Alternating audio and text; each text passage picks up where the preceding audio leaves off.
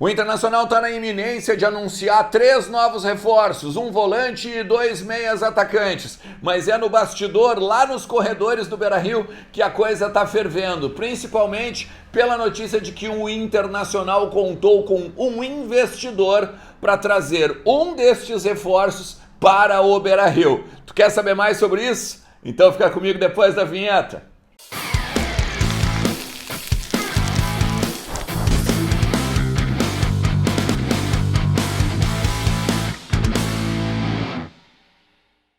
E aí, Colorado? E aí, Colorado? Tudo beleza com vocês? Bora falar do Internacional, atualizar as informações do nosso clube e entender o futuro do alvirrubro mais amado do Brasil, né? O alvirrubro mais amado do Brasil, que inclusive tem 2 estreias essa semana, o bicho tá pegando, meu amigo, não vai ser fácil. Copa do Brasil agora, CSA em casa, primeira rodada, né?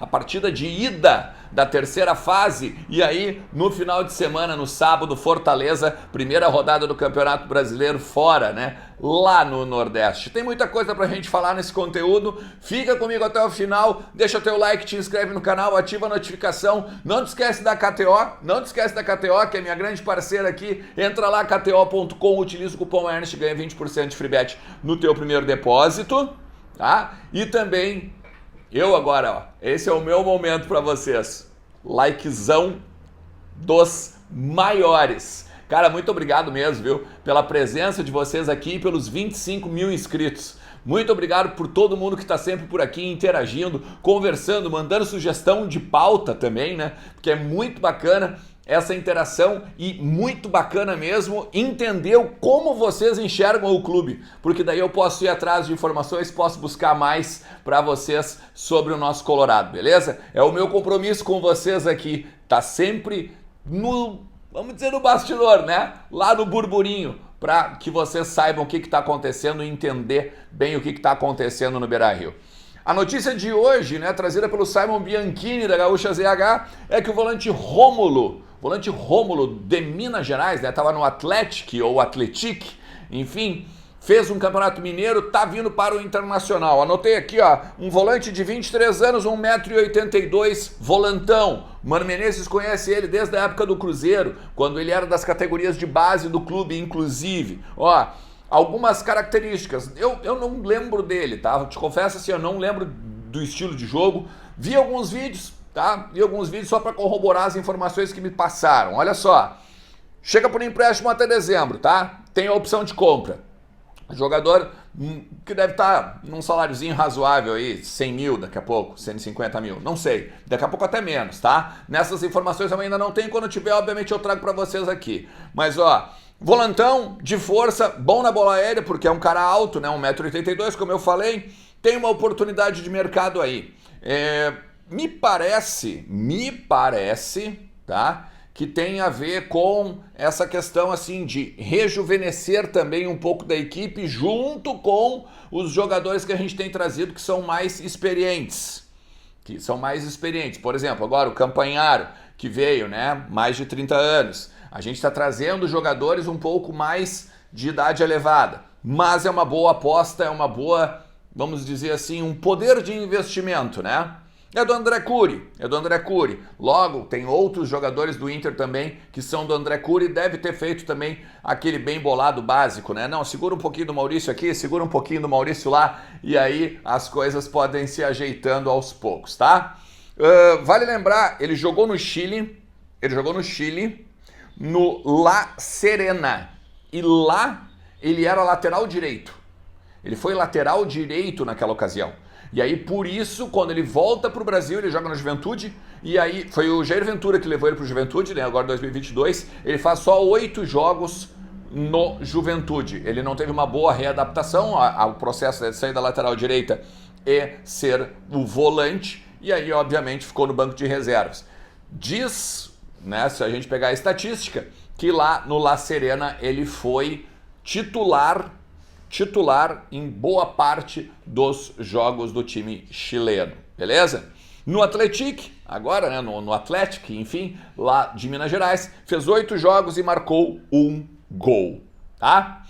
Outra coisa, ó, o Internacional hoje recebeu o Gabriel Barros, aqui em Porto Alegre também, chegou desde Ituano, né? Vem para assinar com o clube e ser apresentado. Até agora, por exemplo, o Inter ofereceu já para o torcedor, para a sua torcida, 7 reforços.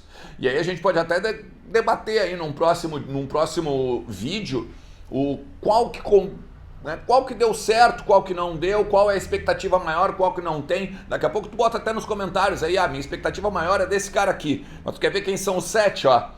O John, goleiro. O Mário Fernandes, lateral direito, zagueiro. O Nico Hernandes, que é o também zagueiro, lateral esquerdo. O Baralhas, volante. Arangues, volante. Campanharo, volante. O Luiz Adriano, centroavante, né? Camisa 9.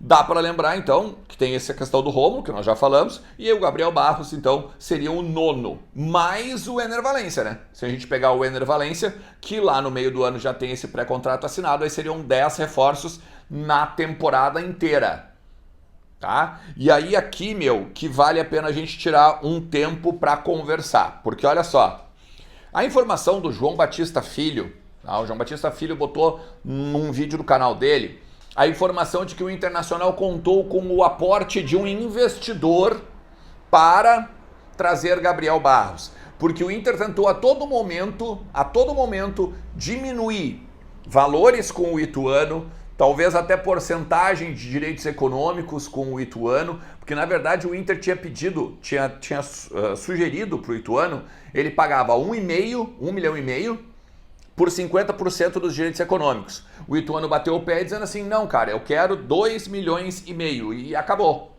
E aí até o São Paulo teria oferecido 2,5 milhões, mas queria parcelado, o Inter não foi lá e botou à vista. E com isso, tá, o João Batista Filho diz que o Ituano então vendeu para o Internacional porque eles pagaram à vista, só que o Inter não tirou esse dinheiro do caixa, foi com um investidor.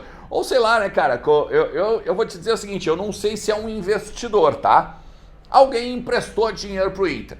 Porque, por exemplo, o caráter de investidor a gente teria mais ou menos como sonda, né?